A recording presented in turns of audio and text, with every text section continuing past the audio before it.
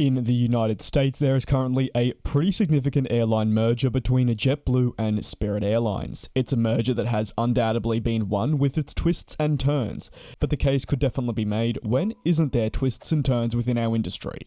Now, the planned mergers have taken an important next step, with the shareholders of Spirit Airlines announcing their approval of the planned agreement with the other US-based carrier, JetBlue. This means that more than 50% of those that make up the shareholder board, if you will, note that they were in favour of such a merger to move forward in the following stages.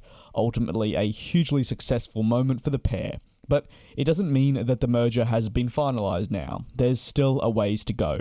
What's next is the all-important regulatory approval, which can be actually primarily described as an even more significant challenge than getting the shareholder approval. But don't get me wrong, the shareholder approval can also be a challenge in itself. Naturally though, getting approval from a governing body certainly has more question marks surrounding it. You see, this merger has had many twists and turns. You heard me mention that at the beginning of the video, because initially it was a three-way battle with Frontier in the mix as well. Also, in fact, JetBlue persisted despite being clear that the only suitable decision was Spirit tying the knot with Frontier. Why?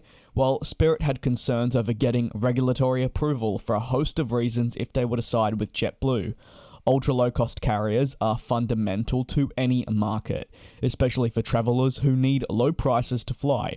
The concern was that if the merger with JetBlue went ahead, again, this was at the time, low costs would be eradicated and it would lead to costs increasing as JetBlue wanted to strengthen their presence in the US market and really bridge the gap with the big three and make it a big four. There's still a ways to go for this deal. If everything goes smoothly, the pair would want the deal wrapped up by 2024, so that's still many years away, and this is if the transaction again goes without a hiccup. If there are delays, it could easily stretch later. On top of that, there is still the genuine possibility that this doesn't get approved at the regulatory level. The fact is, with mergers like these, while shareholders can authorise them, it only takes a no from the regulatory body for the entire thing to collapse. JetBlue, if this does not go ahead, will still be forced to pay a breakup fee, if you will, alongside the shareholders of Spirit. And we shall see how this plays out. What are your thoughts? Do let me know down below in the comments.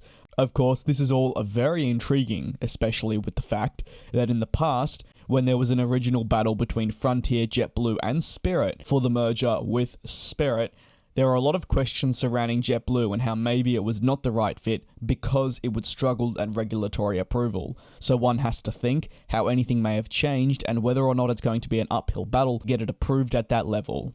To the cabin crew members, thank you very much for your support. Do take care and be safe, and I will indeed see you next time.